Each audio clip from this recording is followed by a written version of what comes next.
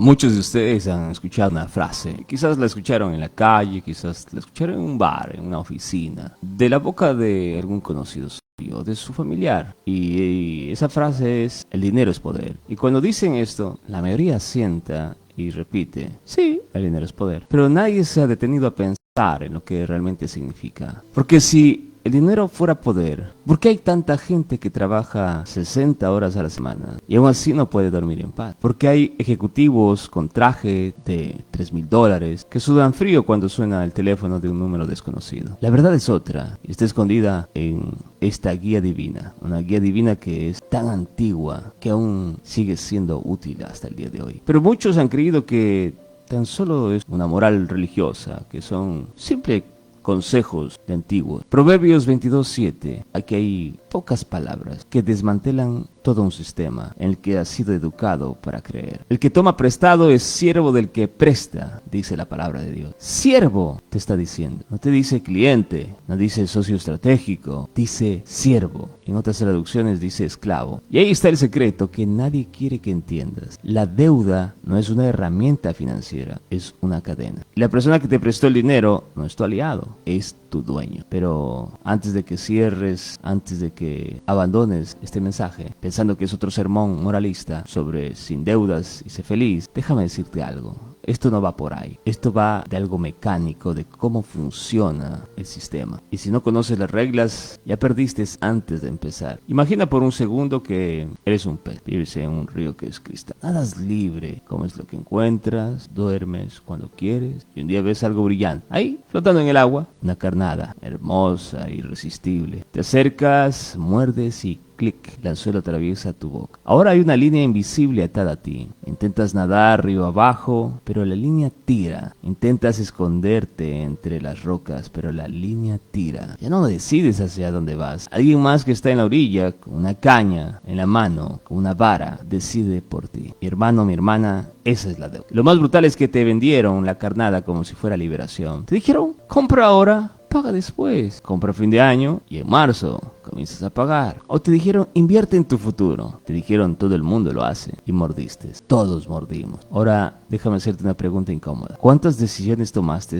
esta semana? Y que estas decisiones realmente han sido tuyas. Déjame preguntarte: ¿elegiste ese trabajo porque te apasiona o porque necesitas pagar la renta? Porque necesitas pagar el auto. ¿Sigues en ese lugar porque quieres estar ahí o porque no puedes mudarte sin vender una casa que aún le debes bajo hipoteca? ¿Esa relación que mantienes es amor o es miedo a perder el nivel de vida que construiste sobre crédito? Si algo de esto te incomoda, bien, significa que todavía estás vivo por dentro. Significa que la anestesia del sistema aún no te ha adormecido del todo. Y este proverbio, como toda la palabra de Dios, no miente, no exagera. El que debe sirve, y servir significa que tu tiempo ya no es tuyo, tu energía ya no es tuya, tus decisiones ya no son tuyas. Trabajas para pagar, vives para pagar. Y si algo sale mal, si pierdes el trabajo, si te enfermas, si tu gobierno toma malas decisiones, si existe inflación, la cosa comienza a cambiar para te asegurar. Bueno, el banco no negocia, el prestamista no perdona y la deuda sigue ahí. Y crece como un tumor silencioso. Va poquito a poquito creciendo. Y para la muestra un botón, según datos de Ecuador, en el 2025 el endeudamiento de los ecuatorianos con tarjeta de crédito muestra un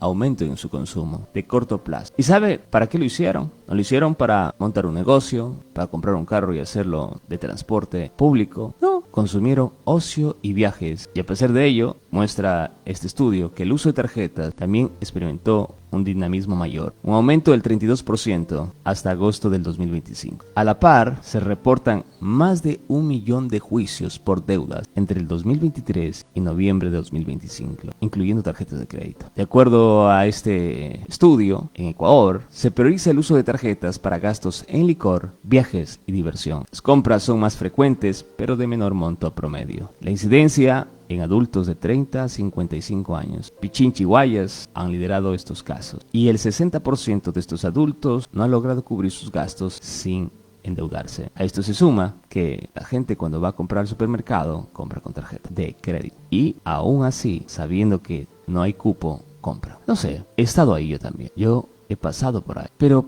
pregúntese ahora, ¿cuánto de eso es realmente suyo? ¿Cuánto le pertenece a usted o es que le pertenece a alguien más? Mire, un accidente, un despido, una crisis puede ser tan solo la finísima pared que divide a usted de la comodidad a la incomodidad. Mire, lo que le acabo de mostrar no es una exageración, usted puede investigarlo. Y aquí entra la matemática, y la matemática no perdona. Pero aquí viene lo interesante, lo que Proverbios 22:7 no dice es que la deuda sea pecado, no dice que sea inmoral, dice que te convierte en siervo, en esclavo. Y esa es una observación mucho más peligrosa que un juicio moral, porque si fuera solo malo, podrías ignorarlo. Pero cuando es un principio de que cómo funciona la realidad, no puedes escapar. Solo puedes decidir de qué lado estar. Entonces la pregunta no es ¿debo o no debo pedir? La pregunta es ¿estoy dispuesto a ser siervo? ¿Y de quién? Porque hay dos tipos de personas en este mundo: los que prestan y los que piden prestado. Eso quiere decir los amos y los siervos. La única diferencia entre ellos no es la suerte, no es el talento, no es siquiera la inteligencia, es solo la decisión. Elegir vivir por debajo de tus posibilidades, el tiempo suficiente como para que el dinero trabaje para ti en lugar de que tú trabajes para el dinero. Suena simple y lo que es, pero simple no significa fácil. Porque vivir por debajo de tus posibilidades significa renunciar a la carnada. Significa decir no cuando todos a tu alrededor dicen sí. Significa manejar un auto más barato, un auto de segunda. Quizás ir a un barrio menos lujoso. Usar ropa que no impresiona a nadie. Significa ser invisible en una sociedad que te enseñó que tu valor está en lo que consumes. Y sabes, ahí está lo que dice la palabra de Dios. Que no seas actuando como este mundo. Que renueves tu mente. Y eso requiere coraje. Pero déjame decirte algo. Nadie más te va a decir. La libertad siempre tiene un precio. La pregunta es ¿cuánto quieres pagarlo? ¿Y cuándo? ¿Ahora con disciplina y sacrificio o después con tu vida entera? Piénsalo así. Cada dólar que debes es un pedazo de tu futuro que vendiste por adelantado. Cada cuota es una semana de tu vida que ya gastaste antes de vivirla. ¿Y el interés? El interés es el precio de tu impaciencia. ¿Sabe? Hay una película, se llama El precio del mañana. Lo invito a verla. Los que tienen dinero, los ricos, lo entienden.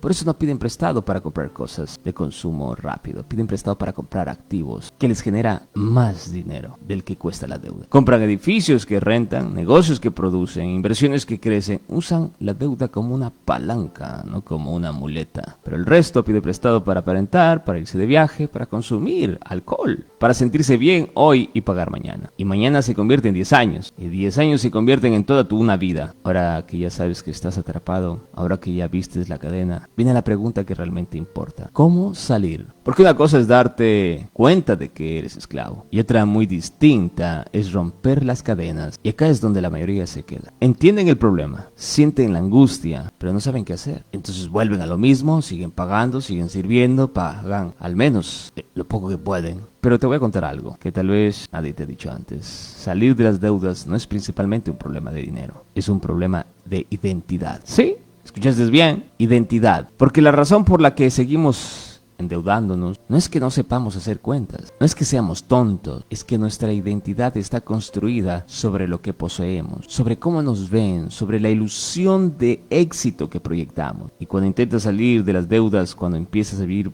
por debajo de tus posibilidades, te das cuenta de algo aterrador. No sabes quién eres. Que si no tienes eso, dices, no tengo identidad. Sin ese auto, sin esa casa, sin esa ropa, sin esas vacaciones que publicas en redes sociales para que todos vean lo que estás pasando bien. Quítale todo eso a una persona y muchas veces lo que queda es un vacío. Por eso la deuda es tan poderosa. No solo te quita el dinero, te quita la posibilidad de descubrirte a ti mismo. Porque mientras estás ocupado trabajando para pagar, no tienes tiempo de preguntarte quién eres realmente. ¿Qué quieres de verdad? ¿Qué te haría genuinamente feliz? Sabes, el mundo lo sabe. El mundo quiere atraparte ahí. Por eso recuerda, tienes que renovar tu mente. No te acoples a este mundo. Porque una persona en paz, una persona libre, una persona que no debe nada, esa persona es peligrosa. Y la palabra de Dios te guía por el gozo, te guía a ser agradecido con lo que ya tienes, te guía a ser agradecido con ese carro viejito que te lleva al trabajo, que al menos tienes un carro. Te guía a ser agradecido con esa casa que quizás es apretada, pero estás feliz con tu familia ahí. No quieres aparentar algo grande, quieres identidad. Entonces ahí eres libre. Estás agradecido porque tienes esa ropa que quizás no es de marca, pero es una tela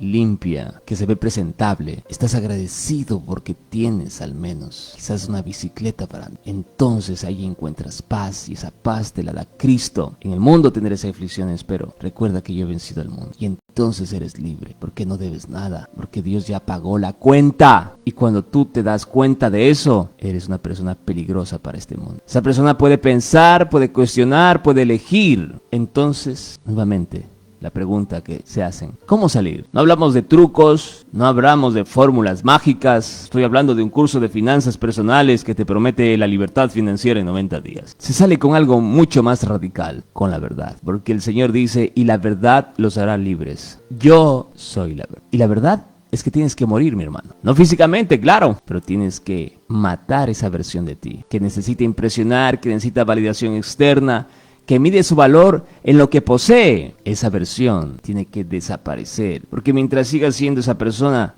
vas a seguir cayendo en la misma trampa. Tienes que morir y resucitar. ¿Y sabes qué pasa ahí? Que renuncias a todo esto, que renuncias a este mundo y comienzas a aceptar a Jesucristo. Y el bautismo es eso, es sumergirte en aguas y dejar a ese viejo hombre ahí y nacer de nuevo. Jesús le dijo a Nicodemo: necesitas volver a nacer. En Juan capítulo 3 versículo 5, Jesús le dijo: te aseguro, el que no nace de agua y de espíritu no puede entrar en el reino de Dios. Lo que nace de carne es carne, y lo que nace del espíritu es espíritu. No te asombres que te haya dicho: es necesario nacer de nuevo. El viento sopla de donde quiere y oye su sonido, pero no sabes de dónde viene ni a dónde va. Así es todo lo que nace del espíritu. La carne te ata a estas apariencias, pero el espíritu te da paz y gozo. Tienes que acabar con esa versión de ti, esa versión que necesita validación externa, que mide su valor en lo que posee. Esa versión tiene que desaparecer, porque mientras sigas siendo esa persona, vas a seguir cayendo en la misma trampa. Vas a pagar tus deudas, sí, pero después vas a endeudarte de nuevo, porque el problema no es la deuda, el problema eres tú.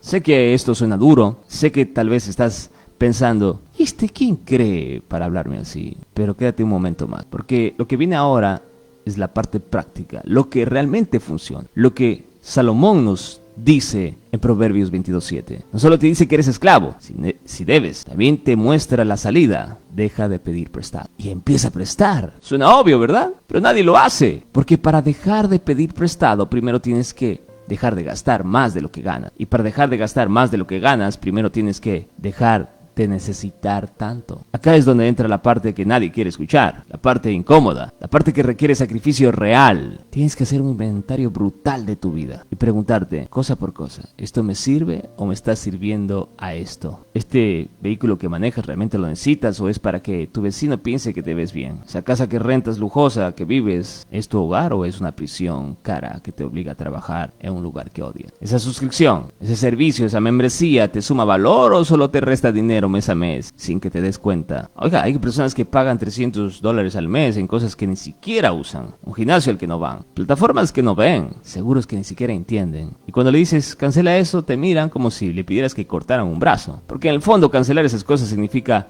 aceptar que tal vez no son quienes creían ser, que tal vez no necesitan tanto, que tal vez fueron engañados y eso duele. Pero del otro lado de ese dolor está la libertad. Ahora, te voy a dar un plan. No de esos planes genéricos que dicen ahorra el 10 de tus ingresos. Si estás endeudado, ahorrar es lo último que deberías hacer. Porque mientras ahorras, déjame decirte, todos los países, todo el sistema financiero funciona así. El 3% se devalúa. Así que si ahorras dinero, hoy, a un año, ese mismo dinero no tendrá el mismo valor. Déjame decirte, porque trabajamos en construcción. ¿Quién te habla? Ahora mismo una vivienda con referencia al año anterior subió aquí en Ecuador el 15% de su valor. Y no porque a uno se le ocurrió, no, porque la vida de la persona que construye, los obreros, subió su canasta, subió el salario mínimo, subieron los huevos, el aceite y la harina que ellos consumen. Y por ende, también su salario. Subieron los materiales para construir. Por ende, sube la vivienda. Y además, recuerda que tu deuda crece al 20%. Lo que tú ahorras realmente no crece. Si no, pregúntale al banco cuando tú quieres ponerlo a plazo fijo. ¿Qué crece más? ¿La deuda o lo que tú pusiste a plazo fijo? Y realmente no está creciendo a plazo fijo. Lo único que está es manteniéndose un valor que quiere al menos en algo compensar lo que es devaluación. Déjame decirte estos pasos y no tan técnico como te acabé de hablar hace un momento. Pero te lo voy a decir en otro capítulo. Suscríbete al canal, comenta, comparte el video si crees que esto lo necesita alguien más y dale like. Nos vemos en un siguiente capítulo. Y ahí